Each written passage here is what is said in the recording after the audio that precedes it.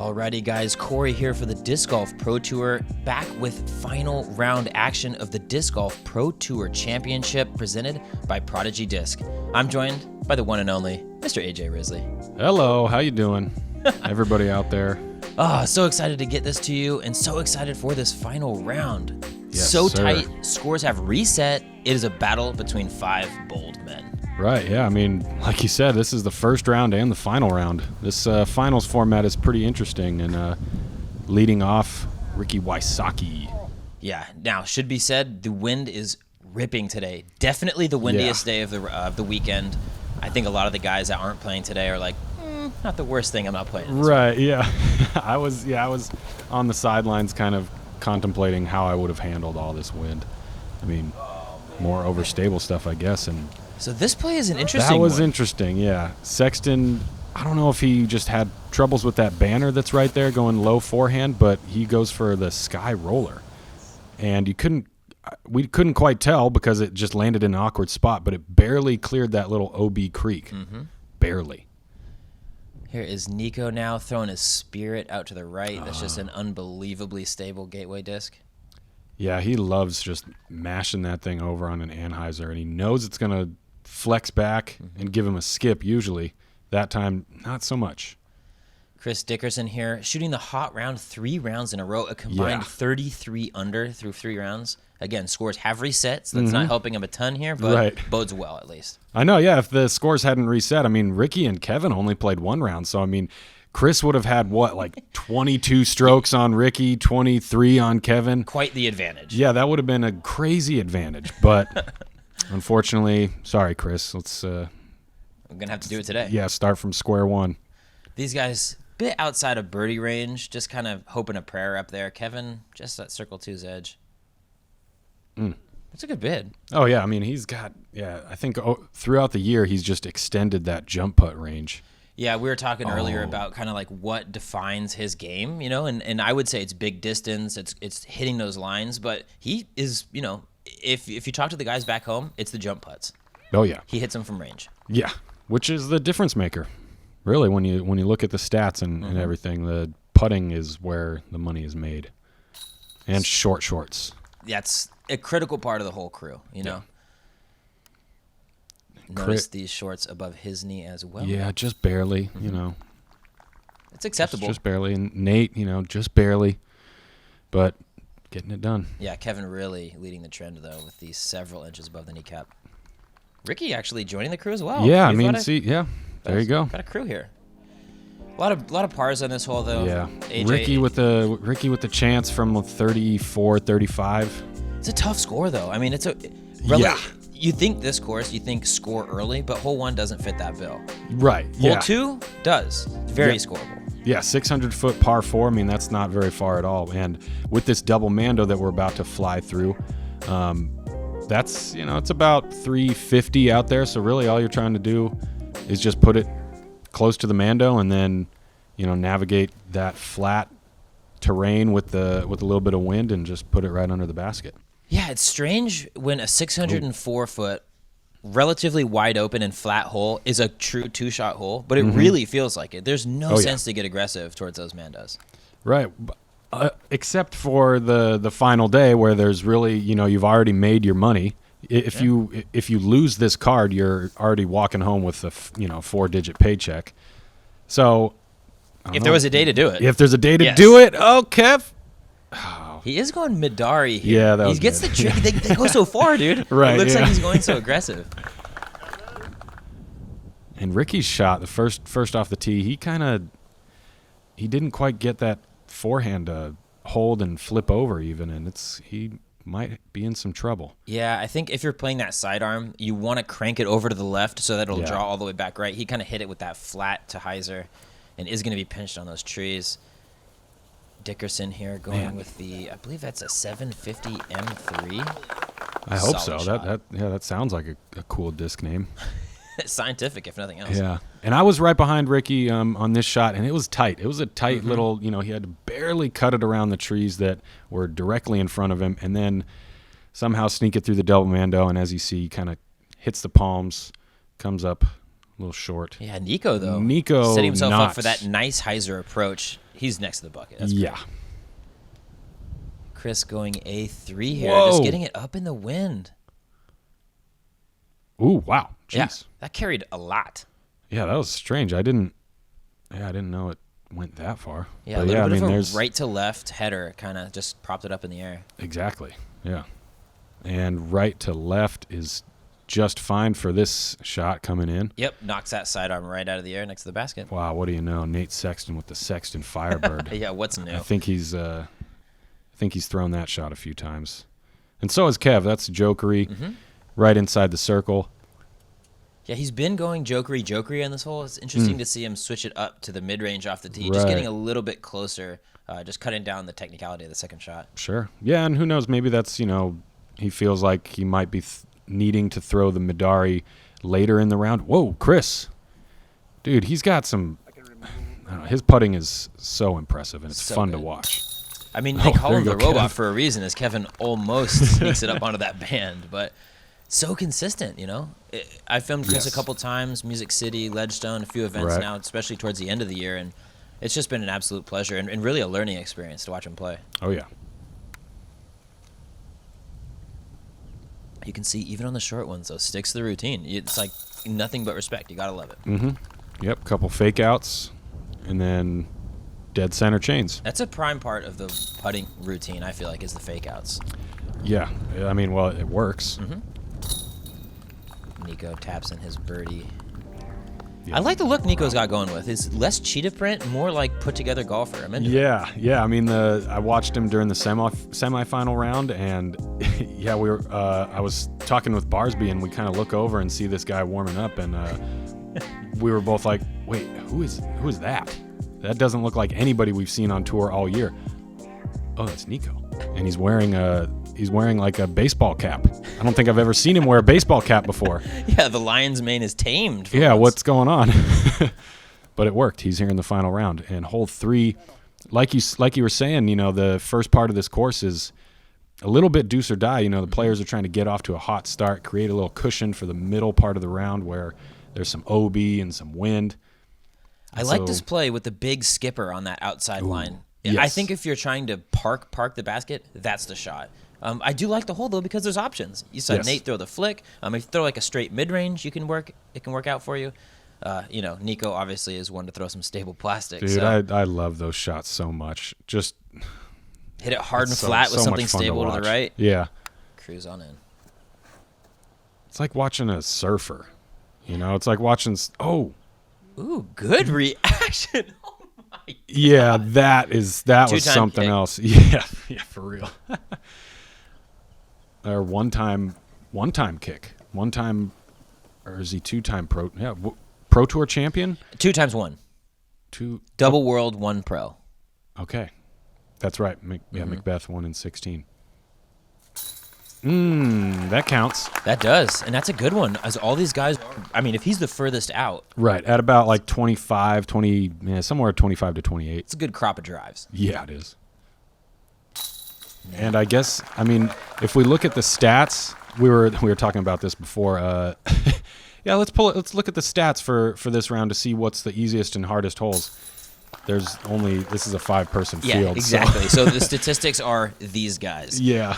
We are going to be drawing from the semifinal stats just to kind of give you an idea of harder and easier holes. Obviously, this one is going to be one of the easier ones out here. Yeah, and during this final round, if Nikko can make this putt, yep. I can't imagine a hole averaging easier than birdies across the board. Wow. Oh, and with that putt, something that's never been seen before. A hole averaging for the whole field 2. They did it! I swear we're not playing the Prodigy Part 2 challenge. That was just an easier hole. Yeah. These guys pacing each other, a few of them at 2 down, leading us to hole 4, 306-foot straight shot. AJ, you throwing mid-range here, or are you going putter? I think personally, I only played 1 round. It was on Thursday, and so Played some practice rounds. True, yeah. I was in between putter and mid, but I went with the putter because it's super straight, and you're not trying to tail off at the end left. So I was throwing putter just to get that completely straight, A to B, straight line, flight, all the way up to that raised sandbox. Yeah, Nate opting with that sidearm out to the left leg. Thought he had it perfect, but does catch that last tree on the left side. Kevin, though, on the other hand, sneaking it up nicely with that putter approach. Yeah, he's got that tie-dye, flippy. I'm pretty sure that's a jokery as well, but it's just a little different plastic than the yellow one he throws. It's nice and flippy, so as you can see, he gets that nice little hyzer flip to flat flight. Yeah, wonderful shot there by Nikko as well, just kind of hitting that mid-range hard and flat. Yeah. Ricky going with this, the more stable, that burst hard. Mm-hmm. That's great. But yeah, I mean, Ricky, he pounds those things in there. So I mean, it's just gonna hold straight for a while, and if he throws it, if he gets the right height on it, it's not gonna fade off too far left. And Chris doing similar play. Yeah, I mean, it seems like an easy shot when you watch these guys throw it, but 300 feet on a rope, not able to convert, is not an easy shot. Right. Especially with a low ceiling and perhaps some wind. Ooh, that one also counts. Yep. No pictures on the scorecard. There is video evidence, but that's in the bucket. Right, yeah. Better than Nate's putt. Sorry, Nate. Great bid, though. I mean, that was like full extension. Yep. Oh, come on, Kev. All right, Kev, nice give it putt, the bad program. pickup. I like the sand vibes, man. I don't know how you feel about it, but I'm not sold on it right next to the tee pad, but I like it at the pin. Yeah, I think it adds. A lot of variety and a little bit more difficulty. I mean, it's an elevated basket, but it's not as punishing as the garbage can baskets that we see that we're going to see on the next hole and hole 15. Chris, couple pump fakes as Nate watches his strokes lose or leave him there. Right. Yeah, Chris just faking us out, man. Faking Always. us out, but then dead center. We have had so much extra slow-mo being shot because of Chris, because it's hard to tell when he's actually going to putt. Right. I was talking to Brian during the round, and he mentioned something about all the pump fakes, and I was like, oh, dude, that'd be the funniest disc golf supercut ever. Yes. It's just like a 5-minute pump fake reel where he from never Dickerson. actually putts. Right, yeah. I like that. Same thing on the tee. I mean, you could probably do the same thing with James. Plenty of other people. Hole 5, 381-foot par 3. You have to imagine this play is really towards Nikko's strengths. Oh, yeah. Really crack over something stable. You want it to drift right and then have that hard finish to the left. Yeah, because off the tee, it's kind of a tight gap. You're kind of forced to go up the middle. And, ooh, that was nice. That was a real forgiving kick. That was a pretty neutral fairway driver there out of Kev's hands. And then towards the green, the dirt is a little bit more hard packed. There's some pine needles, so things play pretty fast. So if you're coming in straight at the basket with something faster and it's trying to fade off left, it's going to get a skip and your disc is going to end up circle's edge at best on the left side. Yeah, Ricky, though, not having that elevation, not having the height on it to get that big skip, does play it nicely, and he's going to be inside the circle. Yeah, and like you said, he went with the Nikko flex line with his triple X. And Chris trying to do that, but I don't think that disc that he threw was overstable enough to really finish hard enough left and skip into the circle. Totally agree. Nate going with the Metal Flake Thunderbird here, kind of having that same fate as Dickerson on that right side. Right. Nikko here did catch that early tree. He's going Spirit off to the right. It's not an easy shot, but it's at least a routine hyzer into the pin. Yeah, and you can see on the left side of the basket from that angle, that's where the gap is. It's widest on that right side, so the Nikko line is the preferred line. And Chris now airballing that a little bit. Maybe a bad wind read there, but he's going to have a comebacker. Oh, Nate, similar fate. Yeah, I like that, though. Nate with a similar fate, not so great. Let's move on to hole 8. We got time till then. But wait. Kevin just missed a putt. Ouch. And that was in his range. He hit a real good one yesterday from a little closer. Rick capitalizing on the misses, though, taking the stroke off the card and maybe 2 off Chris here. Perhaps. We'll see. Yeah, Chris's putt hung out a little high in that right to left wind. Oh, no problem, though. That's such a clutch putt. These raised baskets can wreak havoc, especially with a little bit of wind. You airball, you're 28 feet now. Yeah. That's how disasters happen.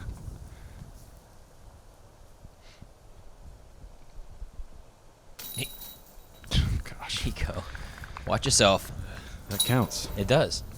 It's in the bucket. Thanks to the Delta Windjammers out of Stockton for showing up all year and supporting the Disc Golf Pro Tour by sponsoring this and one on each of the Pro Tour's baskets. Yeah. There you have it. All these guys between 2 and 3 down. 1 stroke separates the field. And I thought we were going to have a battle coming in, but I didn't realize it was quite a 5-man showdown like this. Yeah. This is exciting. I mean, through the easy stretch of the course, I mean, we're like you said, 3 guys at 3, 2 at 2. Going into hole 6, the first par 5 of the day, almost 1,200 feet. I mean, if we round up 1,200 feet, exactly. Sure, whatever. Nearest hole number, at least. Yeah. Not really, but seems like it would be. Yeah. Especially with the wind, it almost plays that much. So we'll see. I think we're going to see some sidearms off the tee here. Ooh, Rick. Uncharacteristically kind of playing it inside, a little bit of an early release. Yeah. That's not what you want. There's so much room to work on that left side. Yeah, and Kevin does a great job of consistent hyzer on that shot, a little bit of air to get it to really push to the right around that dog leg.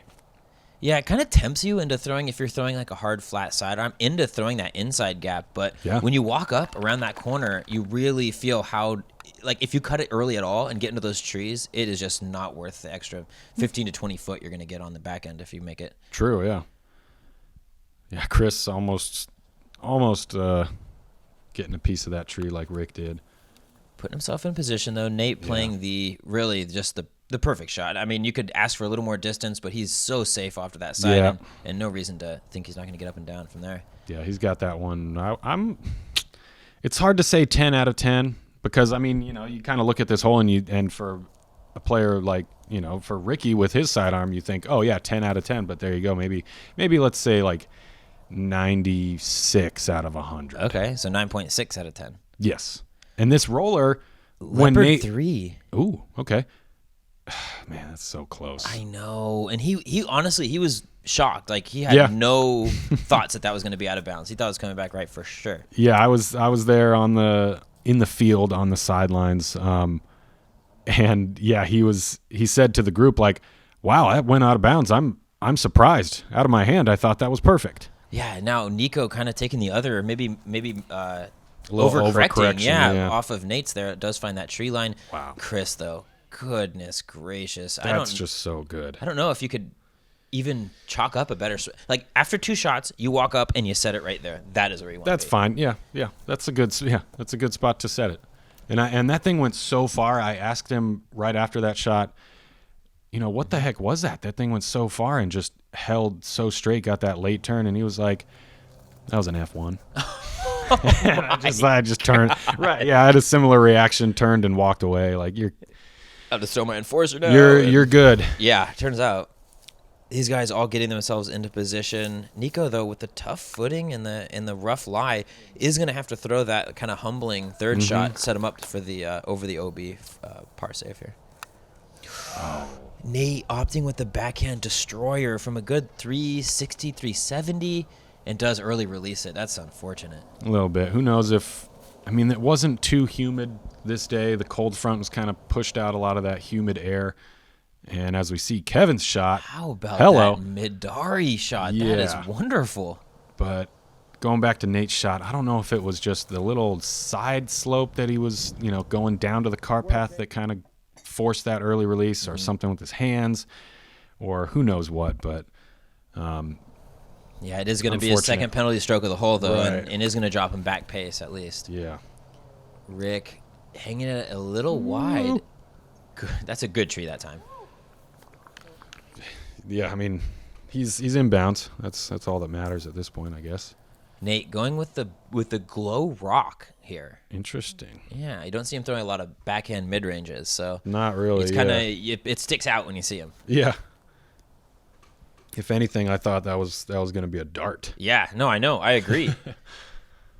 Nikko, after that rough second shot roller, just some damage control and yes, sir.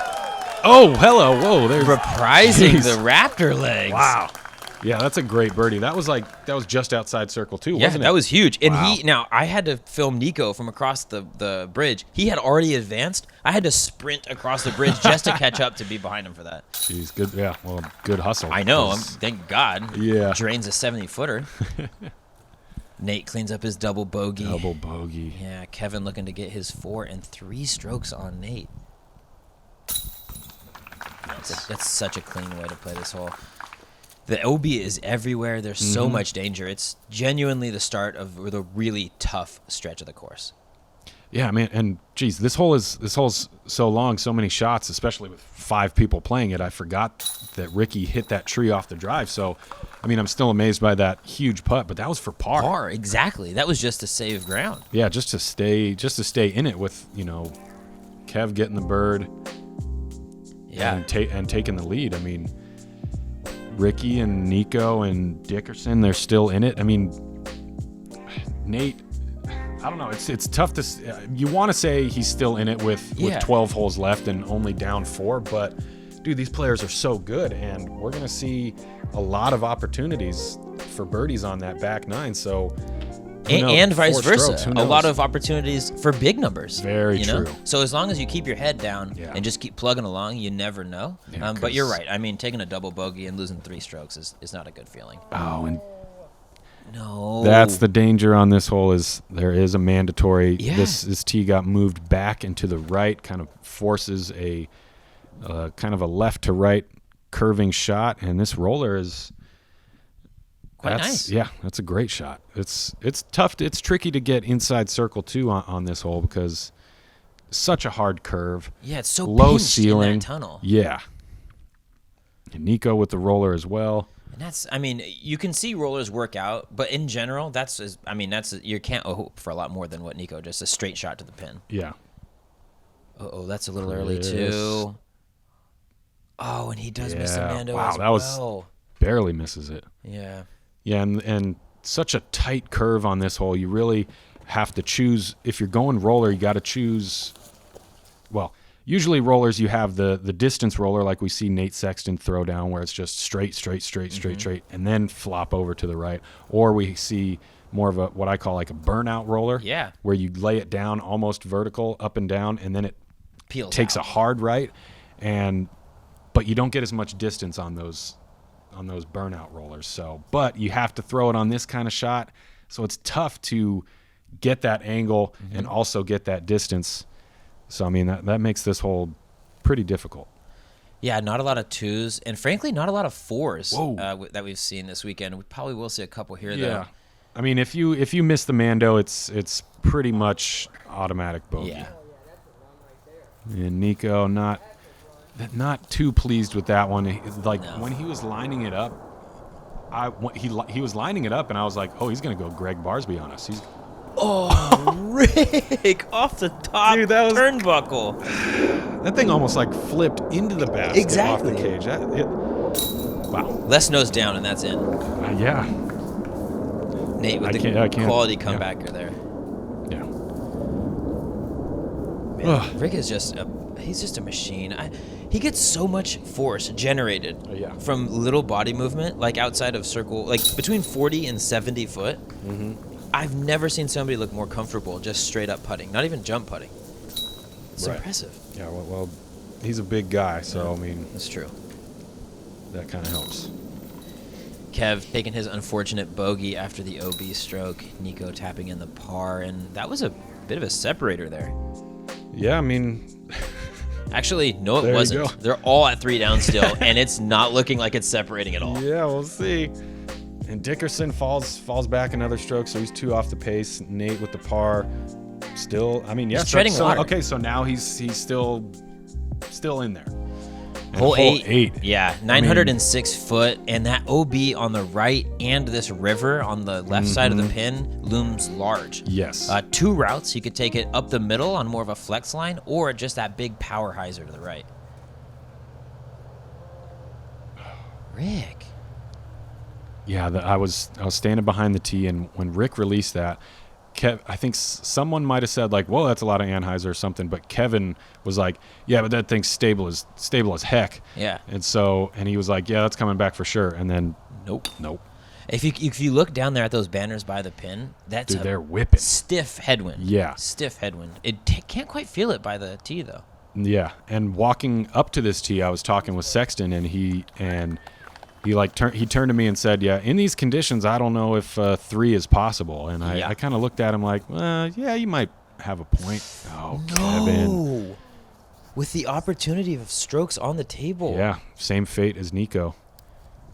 Chris trying to power up here.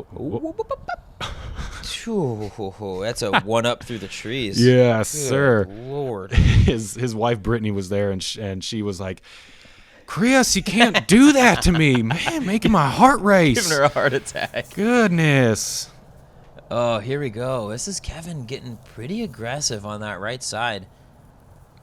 Wow. Good Well skip. done. Good huge hyzer. But yeah, back to Sexton. He said in these conditions, 3 might not be possible, and I told him like, well, I mean, these guys are good. you might be onto something. I mean, it was a similar win when I played it, and I told him if you're going for 3, you got to go up the middle with the flex shot. Speaking about the flex shot, get back. Does it have the distance? Oh no, and it didn't even cross. He's rethrowing. Ouch. So he is now throwing 5, and that's on angle 2. Oh my gosh. Hold on. Look out, Ellen. Okay. Okay, jeez Louise, Wow. man, that could have devolved quickly. Yeah. So he just threw his 5th shot. He is throwing his 6th shot from there. From outside circle 2? Yeah, and I Nate's believe? throwing 2 here. So Yeah. we just said that Nate was, maybe going through the motions, but wake up, Nate. Right. It's back it's business time. Right, I know. Yeah, that's funny. I mean, a lot of people say that like the NFL is rigged or the NBA is rigged, and disc golf is rigged. I mean, if you look, I mean, in this isolated incident, yeah, I mean, the 2 guys that are at the bottom of the card were the only ones to keep it inbounds off the tee. So, fake PDGA. Let's see what you got. Yeah, get on this. We need to. Which is, that's a whole nother can of worms. Who is the fake PDGA? No one knows, and no one will ever know. Yeah. Well, maybe no one will ever know, but Nikko. Sure. I think one person knows. Oh, that's probably true. Or hey, it could be a collective. Could be in this room. Kevin Jones throwing his upshot onto that river. Now, God. he doesn't know that's out of. He didn't realize that sidewalk is out of bounds. Yeah, that's true. So he at this point is walking up, thinking, "All right, circle's edge putt for my 5. Let's do Right, this." and he still wasn't even pleased to be off to the left. I mean, like obviously, it wasn't an online shot, but yeah, no, that was a dial-up for sure. Chris, Just kidding. off to the right side there, almost dumps it in. Now, so this is Chris's putt was up in the air so long that I was looking at Sexton. I was like, "Prove Nate wrong. Prove Nate wrong. Prove Nate wrong." Kevin with the huge jumper, though, stabbing it in. Now, he was going to take his lie from the inside of the path, but Ricky stepped up and said, "I don't think you ever crossed. I think you're taking it from a good 15 foot farther," as Nikko doesn't quite put it in. Yeah. And Kevin, in the face of adversity, really, and seeing red a little bit, jams it in. Yeah. I saw the same thing you saw. I mean, that was so weird how his shot just slid straight down that path for so long. I mean, usually you see it. I mean, really, we were expecting it to skip off the path or at least skip on the grass and then straight onto the path. So, he could have that shorter putt like you're saying. But, yeah, for it to slide so long, he's got to take it way back. And he was like, he was like, "What, up here?" And they were like, "I don't think so, like way back here." And he's like, "Fine." Drop the mini. Boom. Huge putt. Jams it. It was a really cool moment, to be honest with you. I mean, if there's a way to come back from that mindset and a lot of blood on this card, it's jamming a 50-foot putt. And look at that. I mean, 2 doubles, a triple, and a couple pars, and We're deadlocked. just like that, after a 900-foot par 4, 2 guys at 1 down, 3 guys at even. And these are guys who played so far under par to get here. Yeah. Hole 9, par 5, 1,100 feet. If you're really in the know, you've seen Eagle rewrite the history book and throw a roller to the right and then eagle it from the. It's just you can't even describe it. Yeah, I mean, and enjoy it now while it lasts, because pretty sure they're going to put up a Mando. Yes. And put his name on it. Yeah, that's like the Simon and Jonesboro Mando type of deal. Yeah, or USDGC every year. Yeah, exactly.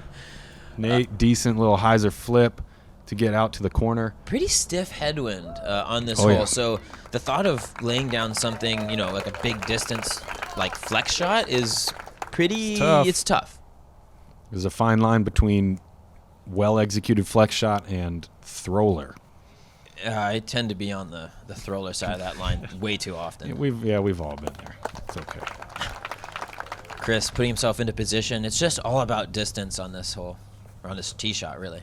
And there's no branches in off the tee, Kev. I don't know what you're doing, but you're putting him in play. Yeah. And that roller is great. Yeah, just fine. Semi-final round, he was throwing his red Rosari and not quite getting that flip on it, but getting the distance straight. Yeah. That one turned over a little bit more, like we saw Ricky during our semifinals. Mm-hmm. Ricky, though, switching from the roller to the air shot here, maybe just because of that headwind. Yeah, I think so. And yeah, Kevin's shot, I mean, flirting with the branches that I didn't even think were there. Yeah. He's got enough distance, and he's tight on that corner. He's going to have a shorter shot than a shorter second shot than the rest of his card. So Nate just kind of fluffing that one up in the air, getting that nose up, and that wind just kind of pushing it off down towards that tree line there. And this is aggressive. This is very aggressive, and that is such a good move. He put that on angle towards the out of bounds with just pure confidence that thing. That's huge. Back. It's monstrous. You take the bigger risk, the bigger reward. He's going to have a real short upshot. Nikko playing that same line, but it is just diving into that headwind. Dang it. And that's just kind of, that's the difference between the executed shot and the shot that is slightly, off angle. Yeah, just barely off angle, or barely the wrong disc, or who knows what. But whoa, that's a weird skip. That was some interesting action there. And now we see a roller. Kevin back-to-back rollers. Didn't quite get it down. Finds the fence. He was, after his roller in the second round, it rode the wall the entire way down. He was maybe 90 to 100 foot out. Wow. This is turning into a roller fest. Oh. Yeah, he did not have much at all. And with a headwind, throwing a flick off to that left side is just dangerous. Kevin full body commit. Low ceiling with the skipper. And it is short, but it's there. It's maybe 50. Yeah, he's on the green. After going OB, Nikko with the forehand. Great shot. Yes, sir. Underrated sidearm, Nikko. Yeah. Rick opting for that. Is that those first-run felons? It's a proto-felon. Oh, proto-felon. I need to get me one of them circle stamps. They look so stable. Yeah, they're good. They're just predictable. Yeah. Chris with his third shot. Oh no. Jeez. And it hits the basket and then rolls to 20 feet, though. Yeah, on that slightly elevated mound with the wind. And Nate just misreleases. But finds the hole in the palm tree. Sure. Why not? Yeah. Oh, Kevin, yes, look at that. Nice. I love it. That was awesome, dude. He knew it was, did he know it was in his? That was dead center. Yeah, it was great. That little hop did it, though. And there you go, Chris with the birdie. And that's such a good headspace to be in. You almost throw it in for 3. It bounces to 22 feet, no problem. Jam the putt. Yeah, still make the putt. Nice, taking advantage. Yeah, so much. That was a really crazy 5 that he just took. Yeah, yes. Rollers off the fence, through a palm tree, hit a putt. Rick cleans up his birdie nicely. And almost loses his balance, almost takes the foot fault. That would have been an interesting momentum shift and dynamic for the card. Yeah. It's tough. Foot faults are hard to call on people. I mean, especially nowadays. They're not like technically difficult to call, but like more emotionally. Yeah, and especially now when you're not rethrowing. It's like nope, stroke. Nope. Yeah, first one, and it's like, sorry, dude, rules are rules. 3 birdies on that one. Wow, Yeah, 3.5 too with Dickerson's almost throwing. Yeah, for real.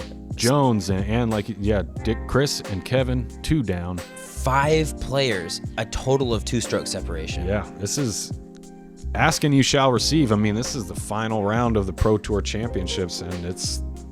Yeah, I think Steve Dodge is smiling somewhere back at the clubhouse because this worked out perfectly. Yeah, he smiles a lot, but at this moment he's probably getting other people to smile. That's probably a fair assessment.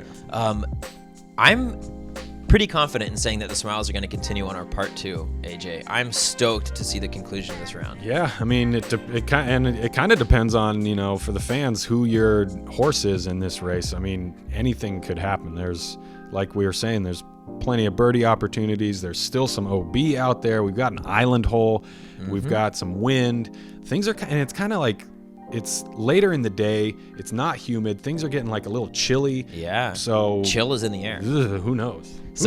All that and more, plus us talking over it in part 2. There you go. Join us next time.